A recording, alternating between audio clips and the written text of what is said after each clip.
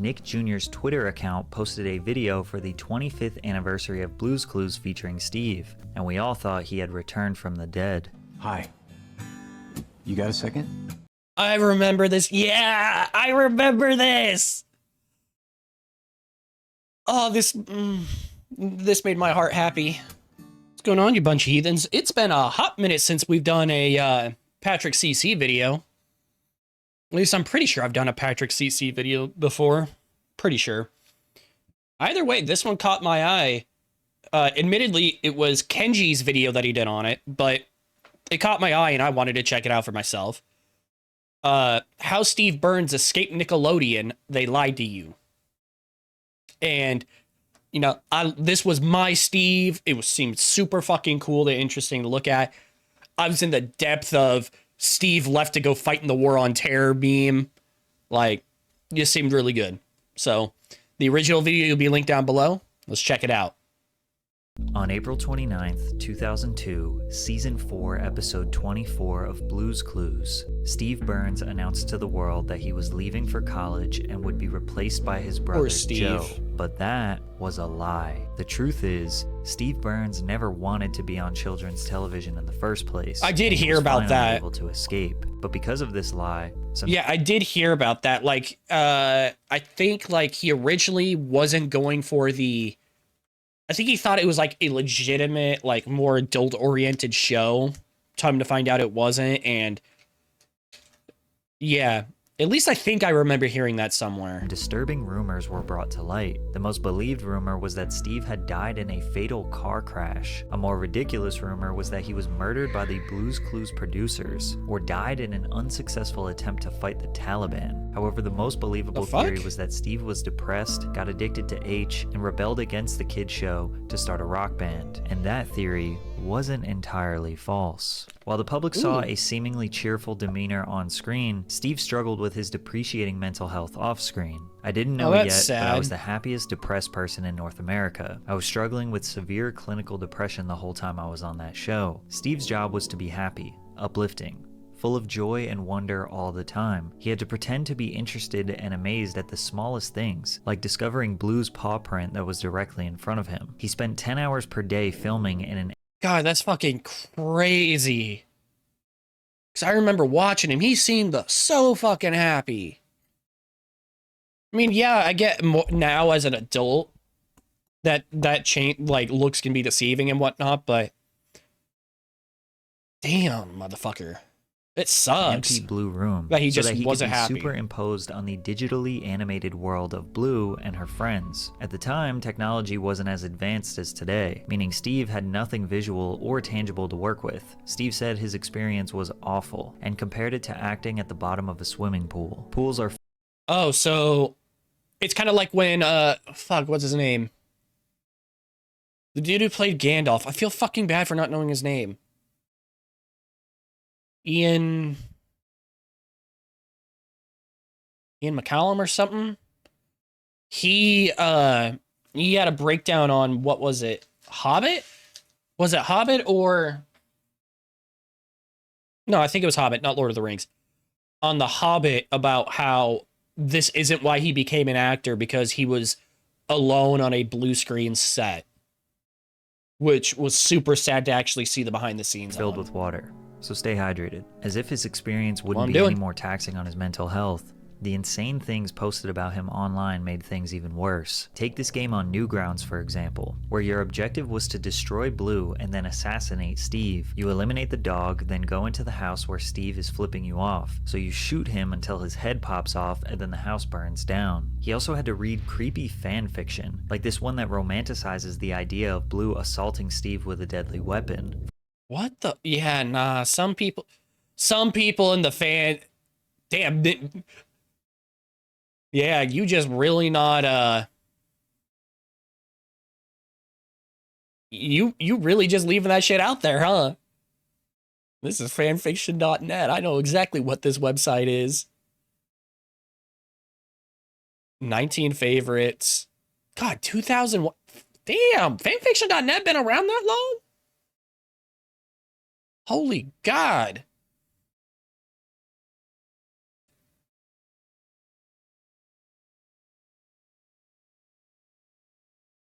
God, fiction, wow, like what this the one that fuck? romanticizes the idea of Blue assaulting Steve with a deadly weapon. For some reason, people love the idea of stripping the innocence away from a children's TV show and trying to create a disturbing narrative around it. To this day, TikTokers still do express that shit. theories that Steve is a drug addict living in a crack house and that his hallucinations cause him to talk to inanimate objects, which come to life. People also believe that the children's That's voices pretty we standard. occasionally hear are actually Steve's neglected children.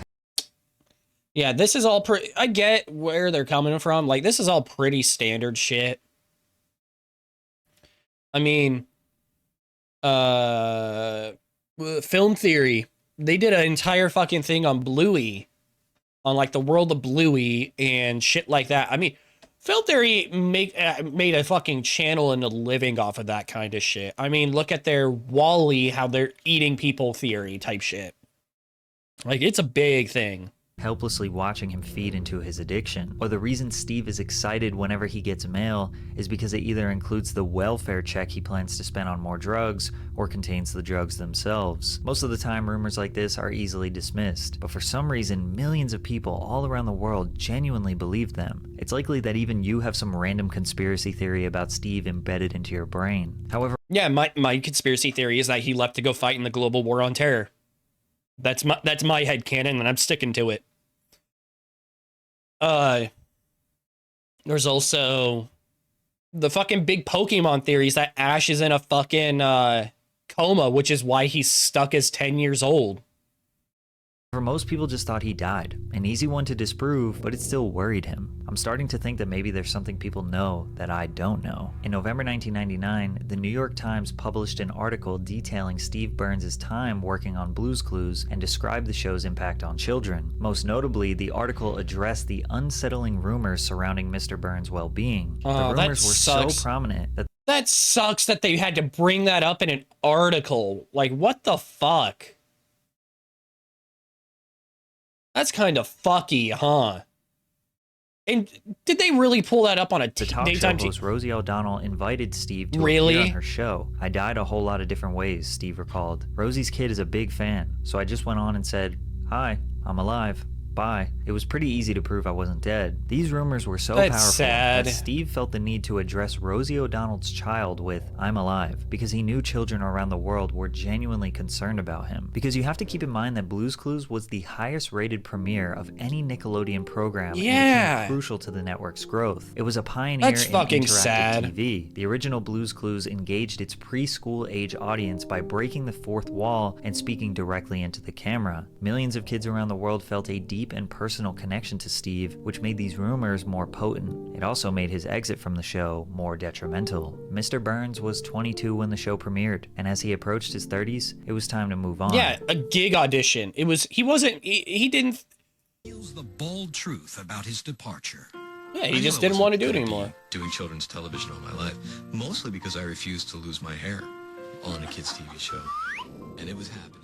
Steve knew that his baldness would ruin his boyish look and appeal. The network insisted that he wear a wig, but he refused. Combine this with his depreciating mental health, it was finally time to exit. He told the viewers goodbye in his final send-off, alongside his new replacement Joe, and children around the world thought he was just going to go to college and he would return shortly. They were mistaken. Steve was not off to college. He was about to embark on his journey of being the lead singer of a psychedelic rock band. Steve was interested in music way before Blue's Clues. I actually didn't know he actually did that. Boyertown Area Senior High School in Berks County, Pennsylvania, graduating in 1992. He played in bands called Sudden Impact, 9 Pound Truck, and the Ivies. He continued playing music on the side while pursuing an acting scholarship at DeSales University in the Lehigh Valley. Shortly after being discovered by an agent, Steve dropped out of school and moved to New York City to become a professional actor. In '95, Steve arrived at Nickelodeon under the impression he was auditioning for a voiceover role for a game show, but then later found out it was for a kid show. Steve was a grungy 90s skate rock kid with long hair and earrings, not the ideal fit for the job. Tracy Page Johnson, executive producer and co-creator. Damn, and he still got the fucking part.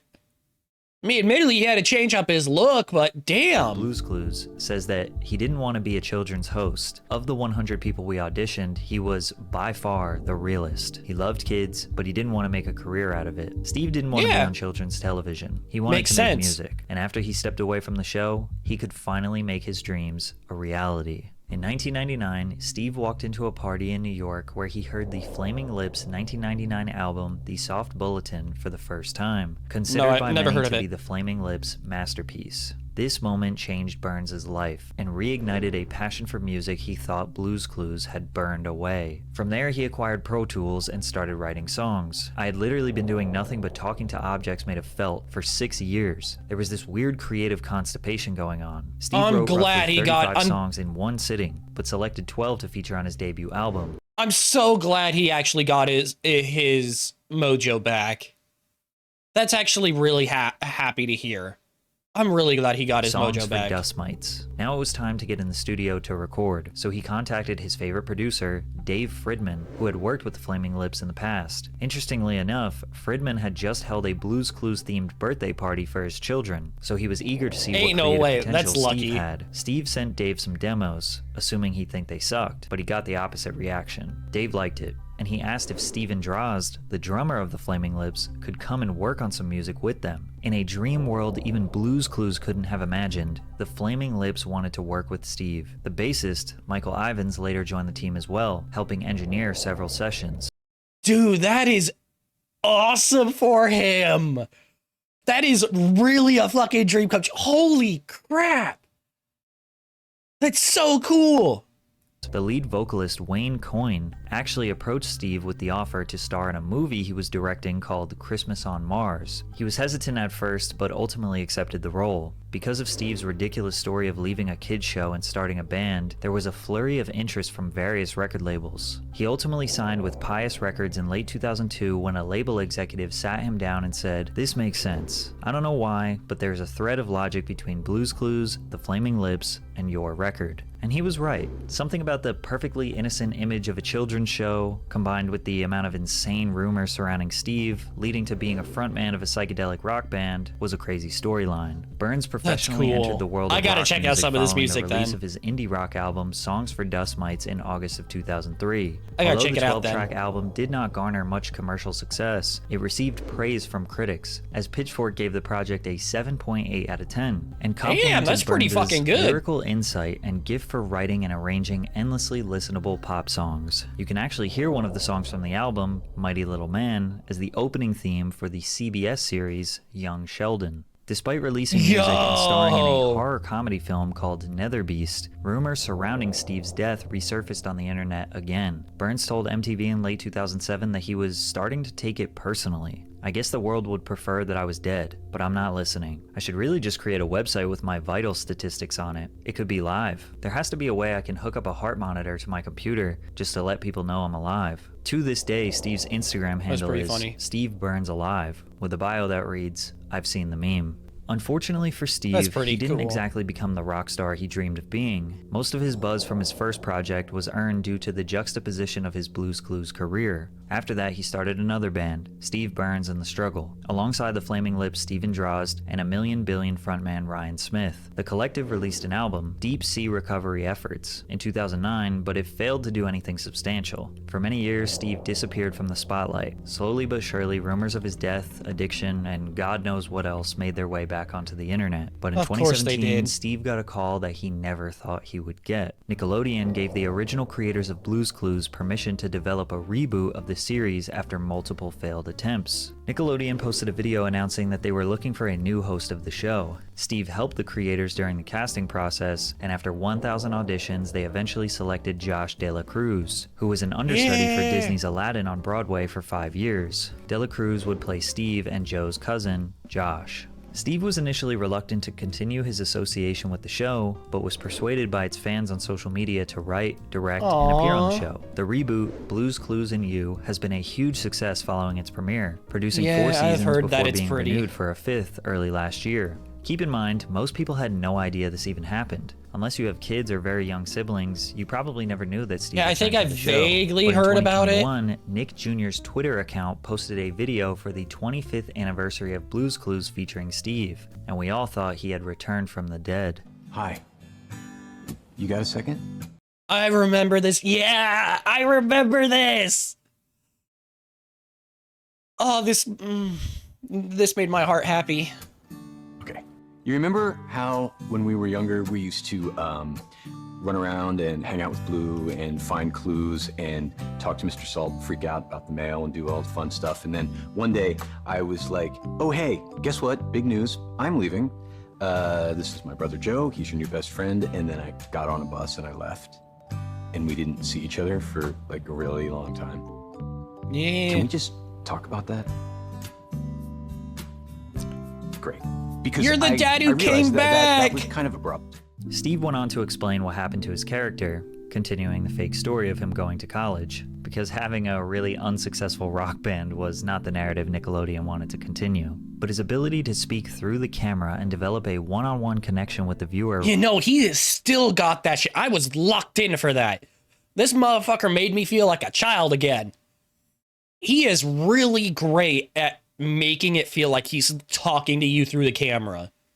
Like, it is so insane that he's able to do it so well. Blues fans. It's like we were all 5 years old again. The post was retweeted 700,000 times and liked by 1.9 million people. I was think the one bunch of overwhelming them. engagement is a huge testament to how powerful these rumors were over the years. Literally millions of people around the world thought he was a criminal, a drug addict, or dead. It's almost as if people wanted to believe them. I mean, I because didn't the think rumors that. were debunked numerous times over the years. I thought he just so left. for him to essentially return from the shadows after 2 decades was shocking for so many I people. mean, if anything, This the return drug finally put the the drug rumors to thing rest. had like the Steve best Burns is thing not a for me, child but predator. He is not a drug addict. He is not a criminal, and most certainly not dead. Although he didn't want to be in kids' TV originally, he doesn't regret it at all. I hope I'll be remembered for that show for the rest of my life. That will always be a part of my identity, and I'm totally cool with that. Today, I'm happy Burns he's travels to happy with colleges himself around the now. country to speak to students about mental health because those rumors destroyed his, and now he's using that to help you improve yours. I'm glad. I'm glad he's better now. It makes me happy. Ah, that was good. I remember seeing quite a few of those rumors popping up, but I didn't really believe any of them a lot of the time. Majority of the time, it was like, oh, okay, he's just, what's the word? He just left or whatever, but that was still really good. I really liked it. I'm glad he's starting to feel better. Original video will be linked down below. Make sure you check it out. Like and subscribe if you want to see more of me, and until next time, take care of yourselves. See ya.